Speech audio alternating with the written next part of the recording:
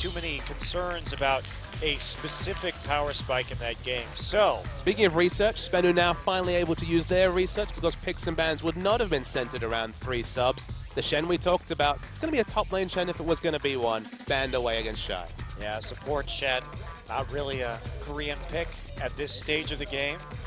Red, white, and blue only? Yeah, I don't think it ever will be a Korean pick, but who knows? Someone will flex it. Anarchy will flex it. Come on. All right. We'll just say it won't be used probably by the top teams, but you never know what you're going to see. I mean, not even that many teams using Shen in the top lane comparatively to LCS teams, that's for sure.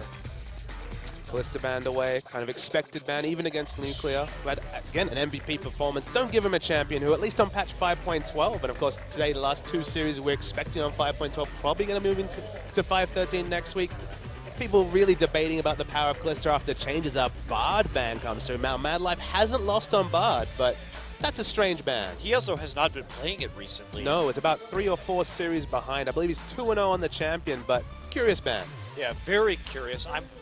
What do they know that we don't? Yeah, exactly. Because just Mad Life, well, he was fine. I would say he was pretty good on the Bard. Wasn't extraordinary, but I've worked it out, Monty. Sorry to cut you off, but I've worked it out. What they did was they sorted the wins from this team by KDA. 32.5 KDA Shen banned away. 22 KDA Bard banned away. So, you know, they just control F, they loaded up the Excel spreadsheet, and these are the bans they got. I guess that must be it. The KDA bans. We'll see if your theory holds true with the 3rd ban here. Yeah, it's been up. I mean, we haven't seen bans against Mad Life Bard for a while either, so that's not really a factor. They're going to ban Annie instead. So suddenly, you have to think, backline threat bans mostly across the board from SBE. Are they looking to run a more immobile mid laner? Good question, but there's still Alistar available, so if they don't pick Alistar here, they're still dealing with that backline threat champion. From the support role especially, a lot of respect coming out to Mad Life. Not the Thresh, so the question mark always on the Thresh. Will it have to be taken away? Because not many teams just hand over Thresh on a silver platter to Mad Life. Well, you'd think they would take the Alistar here as a result of their, like you said, backline threat bans to this point. And then what is their plan for Sassen in this rather curious setup that they have seen? So it will be the Alistar. So it's starting to come together for SBE. So many insane champions available. When the likes of Bard and Annie are eating up bans, a lot can sleep through the pick ban phase. Rise notably coming through and prioritizing the Rise, the Alistar over the Rise. I don't know about that one. I would be very excited to see Shy on Rise. Obviously, the CJ teams were the first teams to really ever play top lane Rise in a competitive setting. Was it Shy or was it Flame? They both did it like at the same time, basically. So it was very close to each other. I don't recall which one was first because it all happened simultaneously, effectively. But you could tell it was definitely something coming out of the CJ gaming house. And it would be fun to see him on that champion again. Of course, we have seen mid lane Rise to a fair degree. Definitely looms as a bit of a flex pick. They're going to give it up. Coco's on the Azir, but Rise has now skipped past the first 2 rounds of picks. What crazy days we live in, Monte Cristo. Where the Azir is the priority. Of course. Makes sense for CJ, though.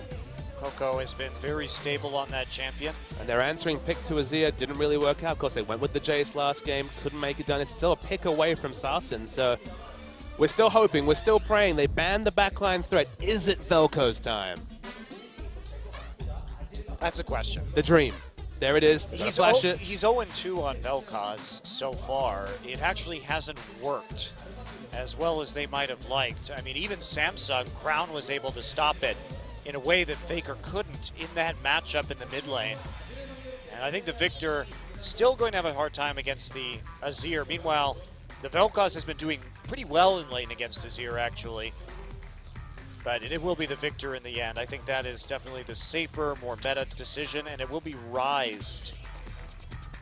So the Rise gets through. Sol has actually had a pretty good game on Rise in the past. What are they going to play in the top lane as a possible counter to this? Will be they're going for the Kog'Maw here. They have the Azir ultimate for Peel already, and Shy mostly just playing utility and tanks at the top lane. If he doesn't take Rumble, that is. Yeah, and the Rumble, of course, has been his most played champion. 5-2 coming into this series, of course, not including Helper's games. CJ Entis wins. That looms as the most obvious pick. We'll just have to wait and see, because if they go for the Cogmore, things might change. Are they going to be pressured enough to actually pick their AD carry over the support? Because we know Thresh is available. Cogmore's done a lot of winning, actually the highest win rate champion in all of champions so far. One mid lane pick included, but AD carry Cogmore, in general, 72% Cogmore win rate. Just a percent higher than TF, but highest win rate overall. Yeah, their problem, even though he has been on the winning end of things, most of the time we see him paired with more peel. Certainly the Azir Kog'Maw combo, very popular for its great siege, poke, and Kog'Maw protection at the moment. But that said, the Rumble is going to have to buy some sort of Zhonya's Hourglass to actually serve as a frontline, and for support, you would think it'd be Thresh or Janna just for the backline peel. I mean, look, Azir, wonderful peeling for a champion. Okay, not really Rumble's primary job, but you look down Spenu's side, I mean, Ryze and Victor are going to have a lot of trouble getting onto the Cogmore in terms of dealing damage to them, so I actually don't mind it. It feels like a fairly low-risk Cogmore. Maybe not the lowest of risks, but if Nuclear actually opts into what has emerged as a counter-laning matchup, this is the Cogmore versus Corki. The 5 times that we've seen him recently, it's always been against the Corki, and Cogmore's been winning it each time. Yeah, that is true, but now they have the Corki pick, but they also take the Jarvan. Now, Kesh has been playing a lot of Jarvan. He is the Jarvan jungler of this league here in Korea, and so he takes a lot of those picks, tries to get them to work. It has been somewhat successful. They nearly beat SKT in a game with the help of that Jarvan, and they just want to lock down the Kog'Maw in the back line. That's it. They have that all-in potential, and you need that heavy engage when you have to have this Ryze and Victor catch up. All in all, despite the heavy magic damage, I really like Spenu's composition. And the Jarvan fits the meta, because of course it's a poke meta, so of course a really hard engage like Jarvan is a high priority. It's a hard champion to get through the laning phase. Unless there's a lane swap, you can actually be at significant risk of both being invaded, and you fail a gank, and his base stats are so brittle at this point. Okay, instant CC from Ryze, very obvious gank target, the Ryze lane, but otherwise, could be a struggle, especially if Ambition really gets on top of the job.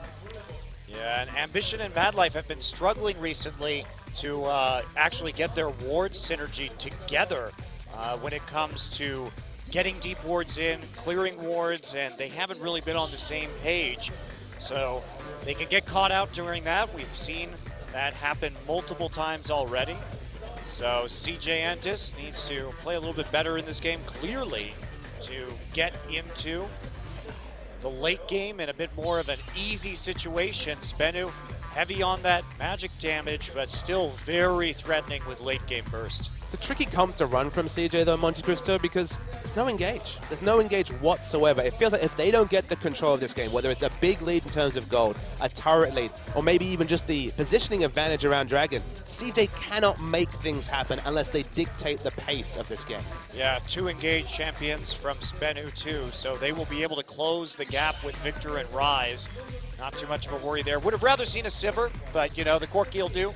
So we'll see how this game goes. We are loading up right now to get into game 2. Will this actually be a 2-0 victory for Spenu? They have to get some scaling done, but they may be able to make it work. Let's get into the game.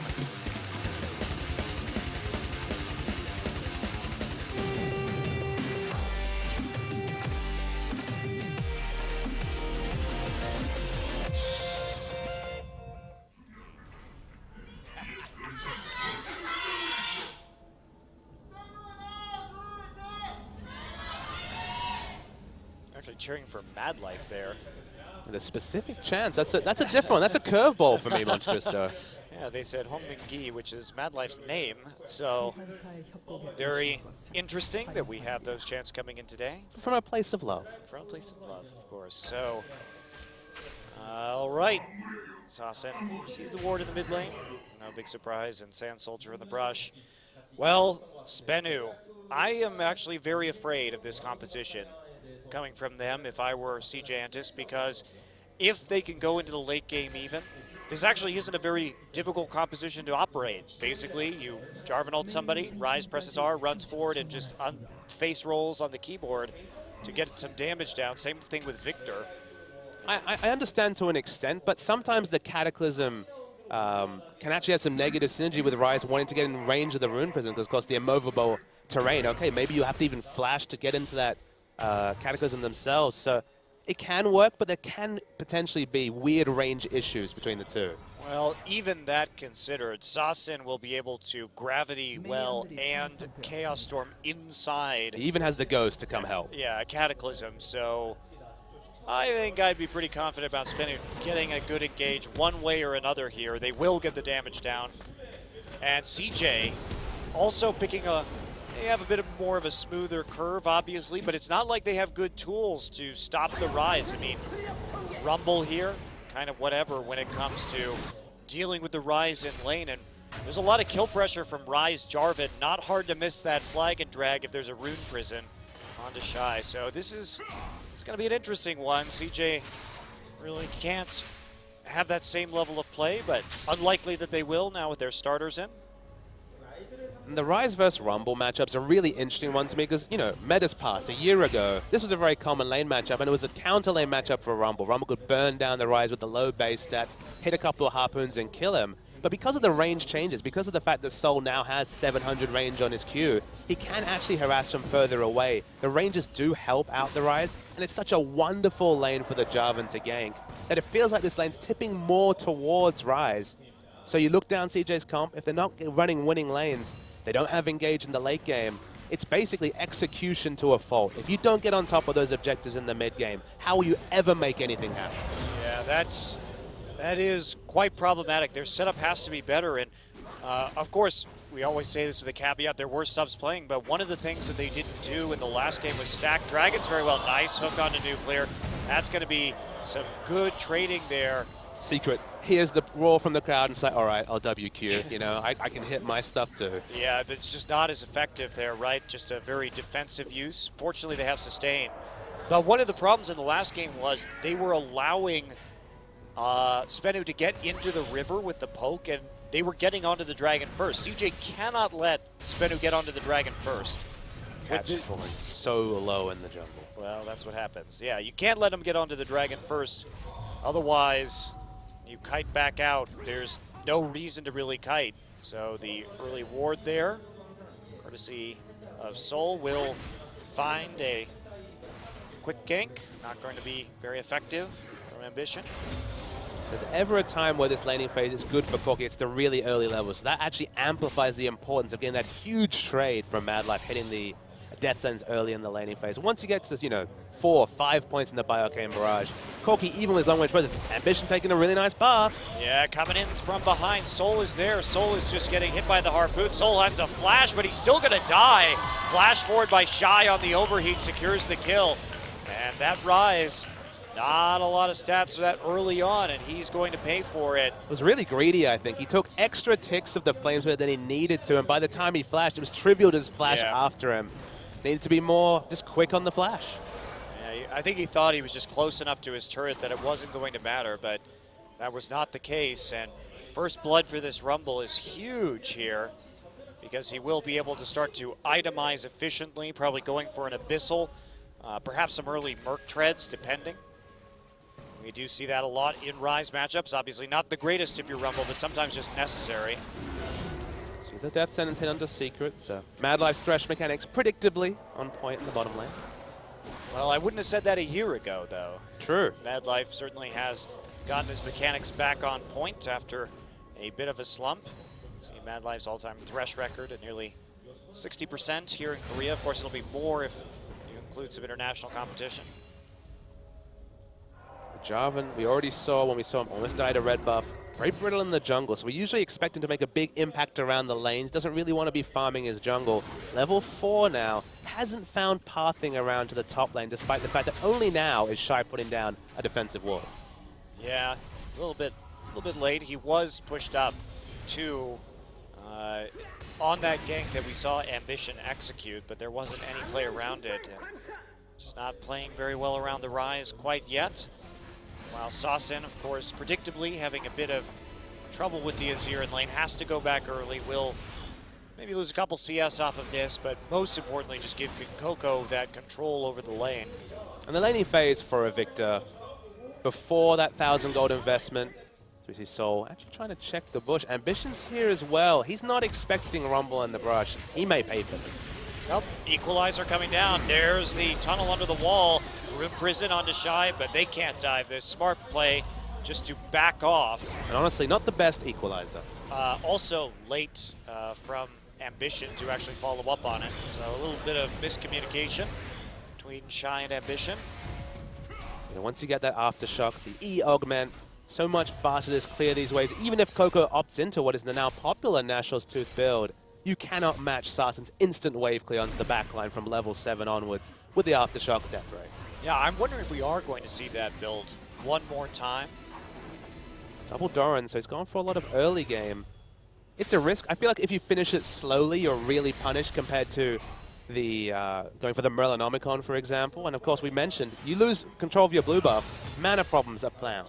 Yeah, but that's the thing, is at least 2 Doran's rings makes up for a little bit of the mana regen that you lack if you go straight into the Nashor's Tooth. So I think there's that aspect of it too. And it's not that much of a delay, really. So may just be preferable to make him less blue reliant, even though it will delay that first completed item. But we'll see if he even goes for it. I mean, we don't have any evidence to that point quite yet. There's always 2 schools of thought on items like this. For example, you could say, all right, if you already have a champion that struggles to wave clear, get the Nationals to instant push him and start to chip down turrets. But against a champion like the Victor in this situation, maybe you just buy it, just try and match the wave clear. So there's always arguments to and forward, but it's interesting to see it come through. It's, again, not necessarily the most gold efficient item because you're not taking use of the passive very much, but still very effective in a lot of laning matchups. True enough. All right, so tiered up for Rise now. Shy with the, actually going for the Haunting guys. He is feeling very confident in this lane. We normally don't see that in the Rise Rumble matchups. Magic Resist is usually the name of the game. So if he gets ganked, that may come back to bite him. But Ambition, always with that presence in the jungle on the Rek'Sai, has that Void Rush to the top side. And, you know, Catch has really just been out of sight this game. And whoa, the damage. One more ultimate will be enough. It will use all of his mana bar. No, of course, he's healed through now, so Living Artillery is not in kill range. This is what we said. Remember, Nuclear opted into what we know is a bad laning matchup for Corki. Yeah, it certainly is. Living Artillery not going to hit Nuclear that time. And fortunately, he has the Alistair sustain, so he is getting back up in terms of HP with the help of those potions. So only a very narrow window, like you're saying, for the actual kill. It's not like this laning matchup's going to get any better for the Corki. Of course, with Trinity Force, you have some all-in options, but Poke Advantage is always going to be there for the Kog'Maw with the extra range on both the auto attacks and the Living Artillery. So Nuclear expecting some jungle pathing and jungle ganking from Catch, whether it was top or bot. We're not seeing either. All right, so yeah, Ambition really the only one ganking top. Catch just hasn't been there. Finally, they ward the Tribe Rush to make sure that Soul will be aware of any dives before they occur. It's going to perhaps prompt Catch to do something, but I mean, this guy, he's been farming, but he's even behind it. Oh, there we go, flash hold after the equalizer drops. They're gonna be happy enough, just putting damage onto the turret, it would seem. Wow, Soul coming back on under the tower. They're just gonna flash onto immediately. Chilling Smite down already. Rune Prison coming. Ambition is going to fall. Is Shy gonna go down too? No, he has his flash, but he's gotta get out. Catch on the way into the top lane. And they had good wards for that, actually. One in the river and one right by the wolves. So a very safe dive. Uh-oh, Space actually going to get the kill there, but Secret will finish off the enemy AD carry, and he's going to farm even well death. With the kill trade, definitely in the advantage of Space. He's the one that picks up the kill credit rather than the support and Secret picking up. He's going to try and hold the wave, so at least some CS available to Nuclear, but only caught the tail end. Have to think some skill shots involved in that particular one. Yeah, and the top lane dive, bit interesting that they tried it again. They tried to surprise him with that flash on Burrow when it looked like Ambition was just leaving, so it didn't catch Soul too off guard, and trading 1-for-1 is kind of good for him right now, actually. It depends on how hard they continue to focus that lane. Resetting his gold total may actually be something they don't want in the end, but we will find out. Space actually just refuses to take the Lantern, instead pops his heel, and then Secret held off by the hook just for a moment before the Unbreakable is popped, so pretty standard trade there, I'd say. Interesting that he didn't go for the Lantern, but the headbutt was still up, so. Yeah, the lane position looked a bit weird. Maybe it's because the Lantern was down, but the fact that Space was so far to the top of the lane, a bit strange in how that actually came to be. As Catch finally in lane, hits it onto Shy. Rune Prison's abound, you'd have to expect.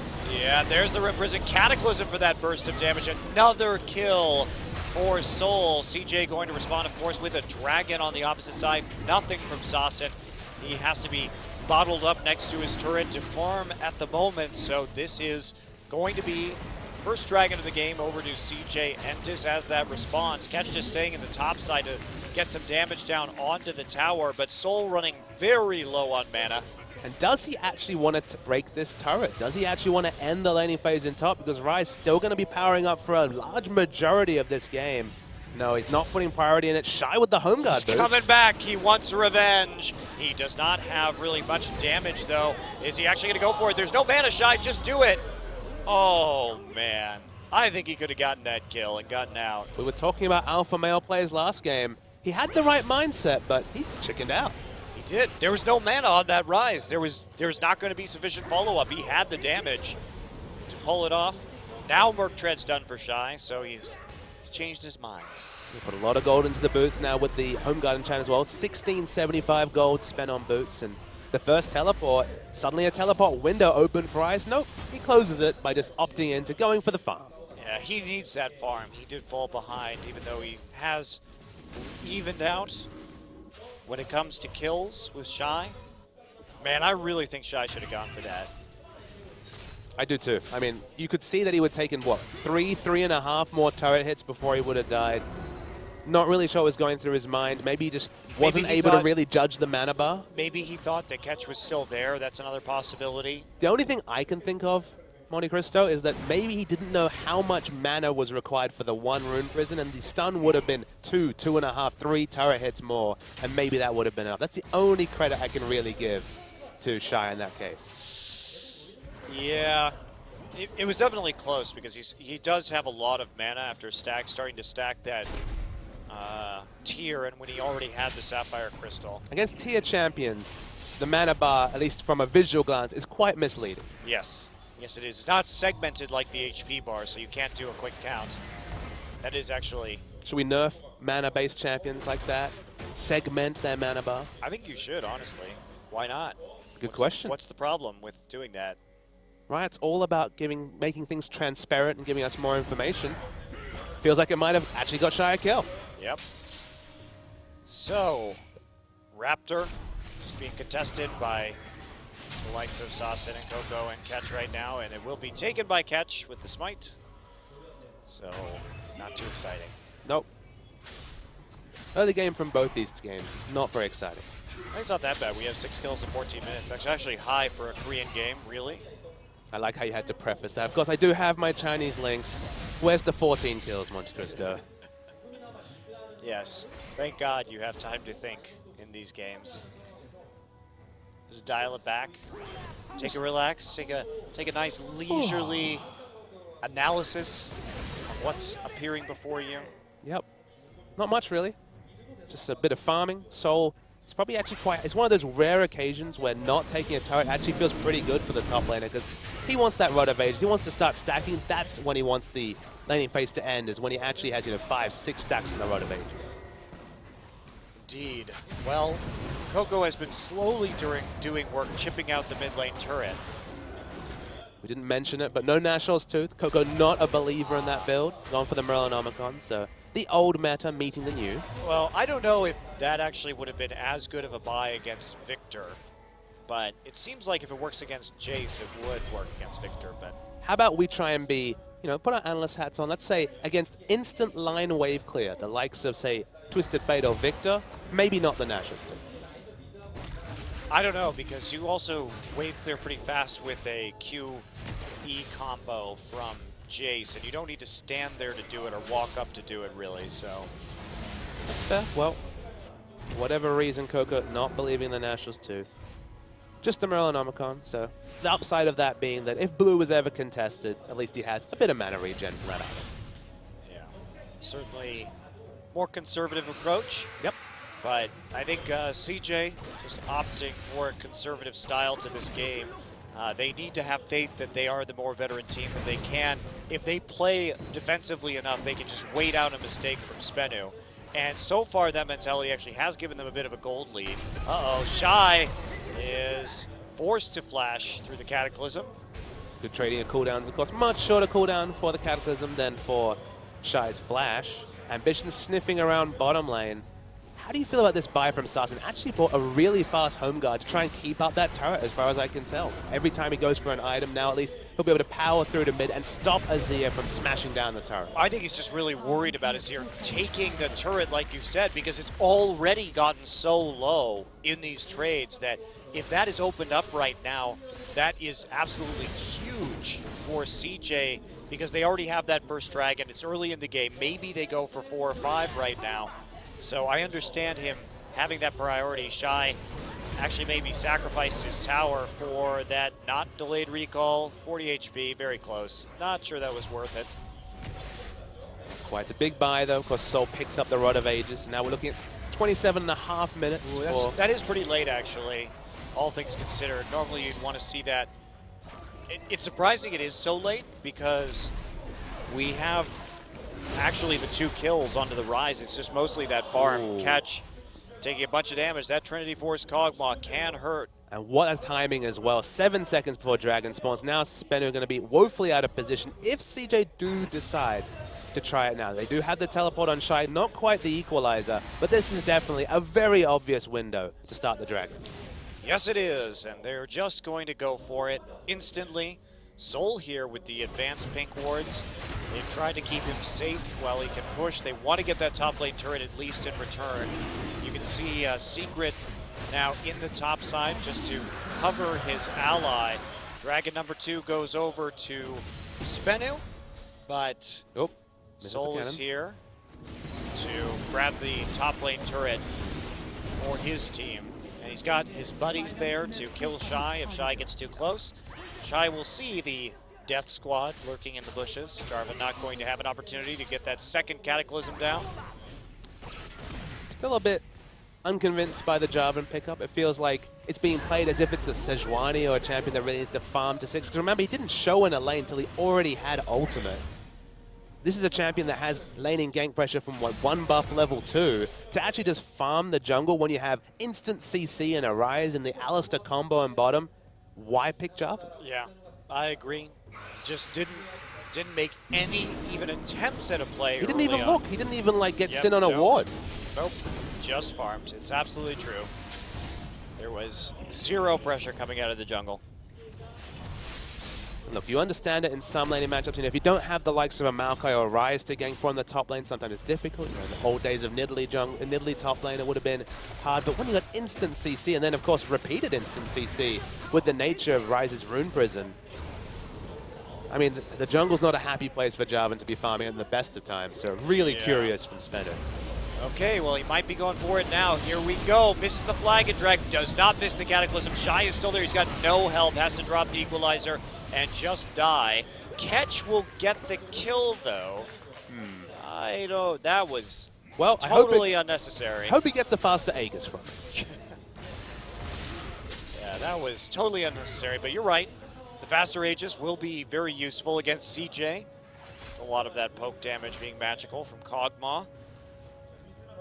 However, there's not really much that CJ can do to respond. Shy just kind of going out and dying. He will have the Abyssal Scepter complete now, and he's still up in CS, so it's not like he is hurting all that much. Coco gets a Chaos Storm dropped on him. No all-in.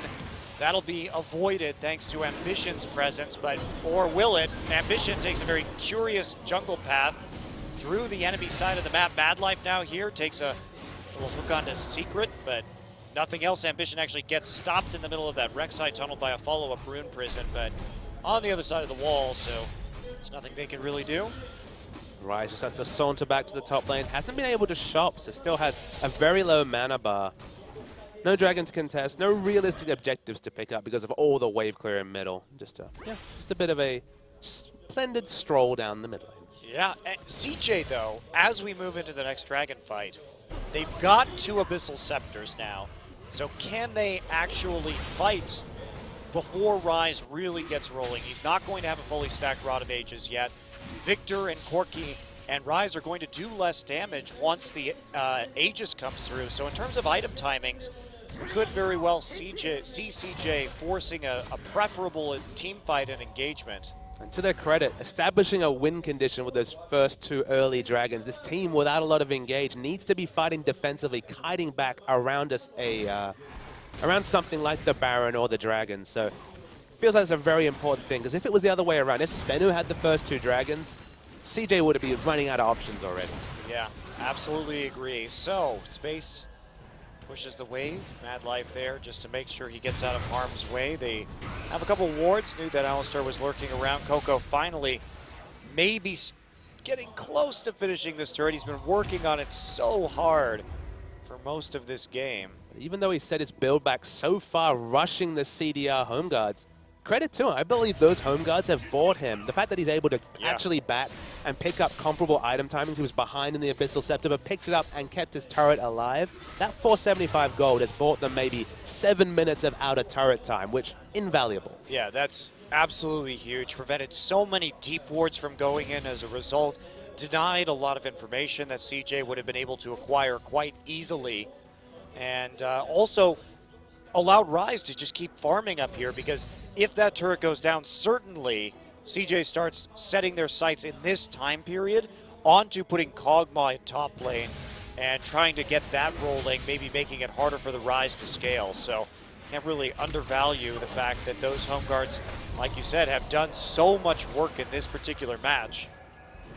Seems like we were on the ball with the Jarvan build. Aegis is finished very early. That's very important. Of course, it's only really negating the Abyssal Scepter. Given there's 2, we're expecting everyone on the team to be in range of the Abyssal Scepter, but still, a 2,000 gold purchase negating 2 expensive item purchases from CJ. So it's not ideal, but it's at least counteracting all the gold placed into magic penetration by CJ. Well, certainly. You still have the Haunting Guys, though, and you still have the MR element, which coupled with CJ's own Aegis is making it very difficult for SBE to actually kill them at the moment, particularly because Nuclear not really going to have that Blade of the Ruin King finished yet, but Kog'Maw does. So in this next team fight that we could see, you expect CJ to come in with a pretty big edge. But can SBE give up this dragon? They'd be giving up 3 that would put them in a very precarious position come the late game, and that's right where CJ wants them. Absolutely. And they're starting to group up. Not really good wards down from SBE. The recall timings also 10 seconds before 3rd dragon. That is just terrible. And Nuclear was ahead in CS of the Kog'Maw. Didn't have the kill, so maybe that's why he didn't quite have the gold. But this is really, really poor cross-map play from SBE. We're seeing Rise back as well. They don't have the wards to contest. It's going to be a free 3rd dragon as far as we can tell so far. Unless they go for some crazy engagement. They are going to go for it, but are they going to be in time, actually? Looks like the Smite going to be won by Ambition. Catch got immediately. Now they've got people on the flank, and they do just kill Catch on that side. The Kog'Maw's getting rolling. He's got Secret. Secret has to flash over the wall. Victor trying to kite back using that laser. And the Ghost, but can Coco catch up to him? Has to be worried about Nuclear on the flank, does back off, so Saucin saved thanks to the damage threat from Nuclear. But that's a jungler down. It ended up being a bit of a 50-50, but the fight certainly wasn't, because Catch was so far in advance of the rest of his team. And look, first reaction you might think, okay, what's Catch doing so far away from his team? But honestly, he's paying for the sins of his teammates backing so late. They had to contest that dragon. Okay, he ended up woefully out of position, but that was only because the back timings, they just weren't respecting the dragon timer at all. Yeah, and it also brings up the question, why would you choose the Corki with this composition? The Sivir is perfectly fine and maybe would have gotten the rest of the team there just enough faster to have made a difference. Now you're left with a Corki that has 2 nice items, but, you know, missing timings abound. They're not controlling Dragon. A Corki special with all his poke, and of course the Trinity Force auto attacks for burst. They're missing the turret taking timings because they're behind in turrets as well. Timings are such a core tenet of a successful Corki game. And Nuclear and his team have missed all of them in the first 25 minutes. That's why I liked their comp last game. It wasn't reliant on any timing whatsoever. They just had a very, very smooth scaling. And that meant that they could make mistakes like that and not be overly punished for them. Soul can take a giant chunk out of Ambition's life, forces the flash. Okay, so successful trade for sure. Soul, in terms of timings himself, only a minute away from those two big items. A lot of people move towards the Void stuff with the third, but Rise certainly hitting his mid-game power. Maybe a minute or two late, but close enough to being online. Yes, that is true. All right, well, I got excited, but Rise not going to do anything about this Kog'Maw, except for get delayed, I guess. Has to run further back thanks to the living artillery before he can actually recall. Space wants this turret right now. Mad Life there to help him out. Soul actually taking the long way around to the turret defense. He should be able to clear that wave with his ultimate, no problem. Is at half mana though, so only has maybe 1-2 waves of clearing left before he's realistically going to have to go back.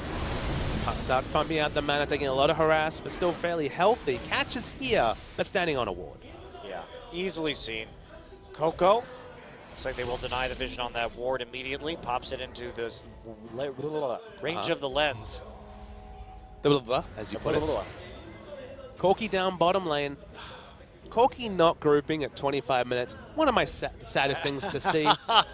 Like, okay, you missed the Trinity Force Pass, but then you got the Blade of the Rune. You even got a pickaxe, and he's just doing nothing. He also doesn't need to be farming right now. Exactly, that's what I mean. You've got the power. Right. Just wait for Rise to get into the mid lane and take that wave and defend your turrets in the meantime. CJ gets top lane for free. That pushes them out to a 4K lead.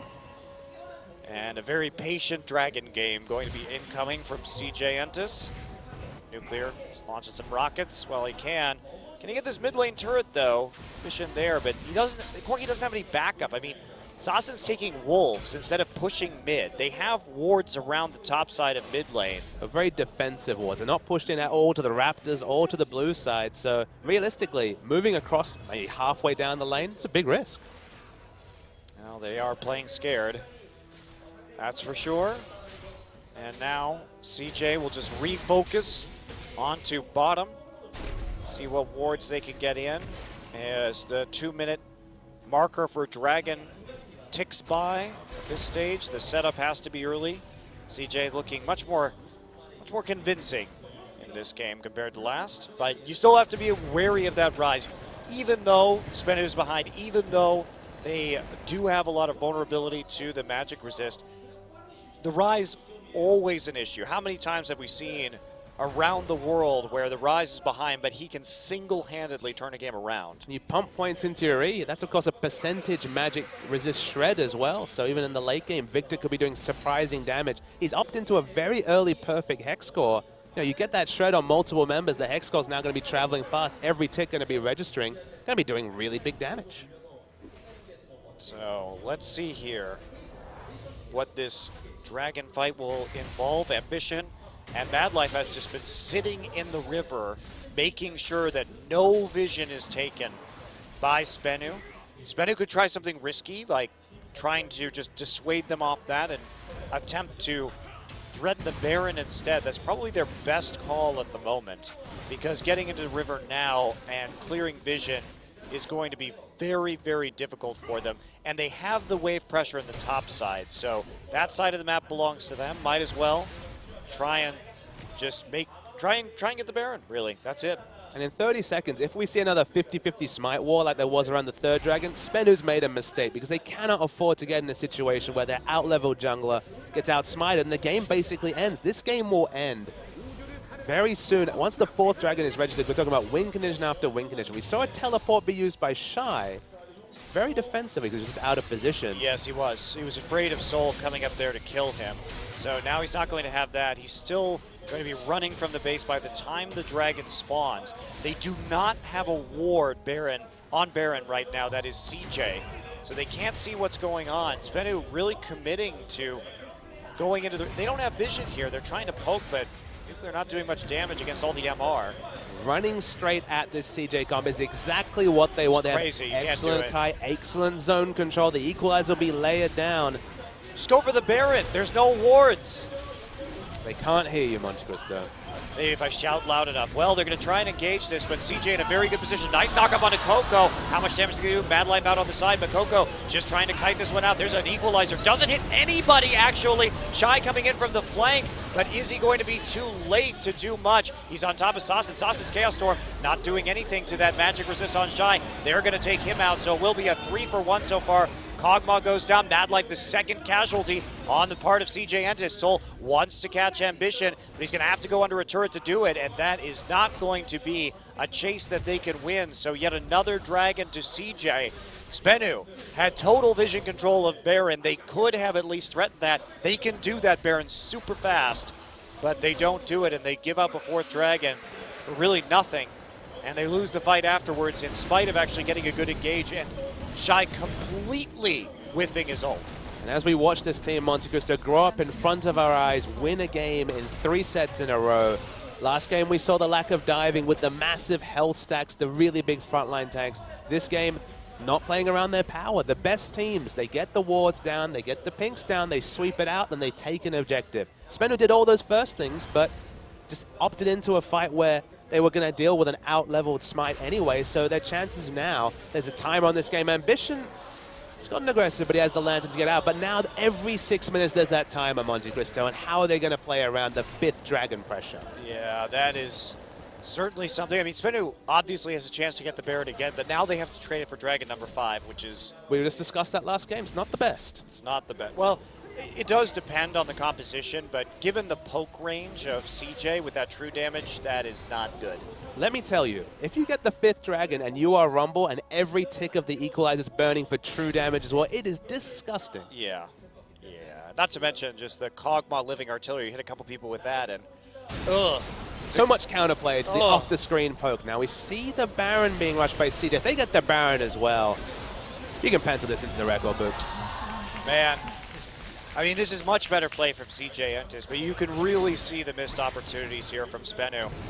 So actually walking up to Coco does a lot of damage, but has to know there's multiple members around. Headbutt Pulverize comes through. Can Catch actually get on top of anyone? No, he can't. There's the Emperor's Divide, just shoves everybody right back now.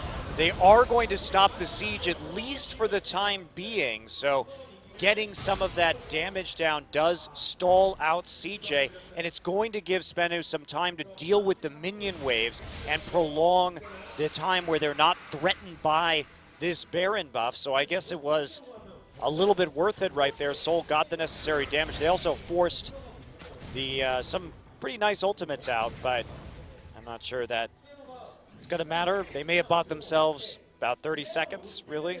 But let's be realistic. You know, you've given away the Baron, you've given away 4 dragons, you're buying time. What are you buying the time for? Like, if I really think about this, are you buying the time till we get to 65 minutes, you still have inhibitors up, you win a team fight, and you win because the death timers are so high? It feels like that's the only thing that SBE can really hope for, and that's pretty much praying to the almighty. Yeah, I totally agree. And not to mention that with the Baron buff, they're going to have the Baron buff long enough to take the next dragon, and you just can't push out those waves as quickly. So at a bare minimum, all CJ has to do is get in all 3 lanes at the same time, make sure they're pushed forward, take an easy 5th dragon, because the only thing that SBE can hope for is that they get position on the dragon first. And there is definitely a way with a Baron buff for CJ to prevent them from doing that. Well, we definitely need to check our mics, because it seems that SBE can't hear us, but CJ, judging by this minimap, can definitely hear us, pushing up all the lanes, playing very nice strategical play.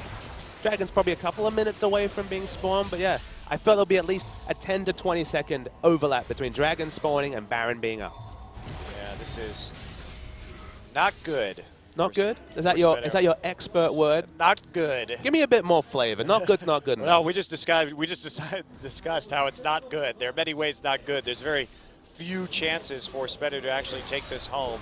I feel like you could be a bit more severe with that word. I would say severe problems, alarm bells. Not good implies that there's light at the end of the tunnel. The light is so dim at this point. The 5-star or the 5-alarm fire going on right now, and nope. Oh, nice actually, Pulverize coming through, but Ambition just going to answer immediately with an Unburrow on top of the equalizer. Soul is in the back line. Soul's going to not pick up the kill. Space is just doing way too much damage at this stage. And Soul not tanky enough to deal with that Kog'Maw, who just rips through the enemy team for a triple. Wow, I thought it was good when Soul got into the back, but after the Cataclysm was down, there was no way to contain space. It was a wonderful flank ward, Monte Cristo. The issue was, hit 8-2 Electro Harpoons, 80% slowed, couldn't actually get a Rune Prisoner on anyone, was sitting precariously about 700 range away. It's a game of inches sometimes, but was definitely denied by Shy. Yeah, the free autos. Also important to note that Space, there's no armor, so he just can buy an Infinity Edge right now. That is quite easy. There's no concern for him when it comes to actually dealing damage or buying armor penetration. Last Whisper, kind of useless, so they don't catch Space. Secret going to respond with a flash pull. It's a wonderful equalizer. You see Really Rise come good. through, but watch the slows. He just can't do anything. Just gets free autoed. Eventually they turn onto him, and he just dies instantly to play the Ruin King and an auto attack. And from there, you know, catches and tanky. This is the Jarvan that didn't get snowballed in the early game. Now ults and dies. Well, when you don't have a Frozen Heart, man, that Rise just falls so fast to a Kog'Maw with those kind of two forms of percent HP. I think he actually didn't use his Seraph's Embrace shield, so that probably would have helped a little bit. It's still available. It's got quite a long cooldown. Spenu kind of has to fight around 5th Dragon, but this gold lead's reminiscent of the one they had last game, almost 10,000.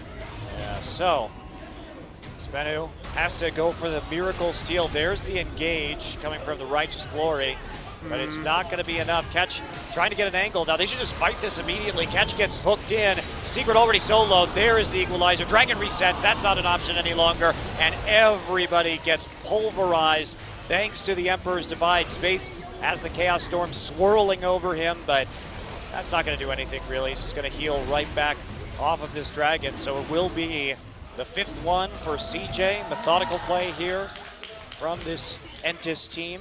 But methodical play with necessity. Last series we talked about, okay, be assertive, dive a turret. Spenu didn't do that, but still won. This game, if CJ didn't get control around Dragon or Baron, they had no other way to win the game, but they did exactly what they needed to. Got the only Baron of the game, got the 5th Dragon sack. Sarsen's out of position, and this is going to be all square 2 games in. Yeah, Sheen and Azir going to make short work with 5th buff. Secret goes in, but nope, not really going to do much. Even through that Unbreakable Will, Catch rather has to just flash out, afraid of that tremendous amount of damage, and that's it. CJ Entis takes home game number 2, sending us into the 3rd set with ease. They were never behind that game. Very calmly played. Great shot calling from CJ. Not much to complain about. Yeah, they bring in their A-listers, they bring in their stars, and they play much more controlled League of Legends. As you said, it felt like they were really responding to what we were saying in terms of just playing the map smartly, understanding their win conditions, monopolizing the dragon, and what was Spenu to do? Yeah, well, Spenu, I actually did like their team comp overall. I think that it had some potential, but unfortunately, even though Soul actually eventually managed to get kills, it just wasn't enough. There wasn't anyone to deal with the Kog'Maw. No armor. Kog'Maw just runs amok. They have no lockdown onto him, even though they try to get into that back line. And just Shy's peeling was very good. I think it's a different game where we don't have to point out the fact that level 6 Jarvan had not ganked once in the game.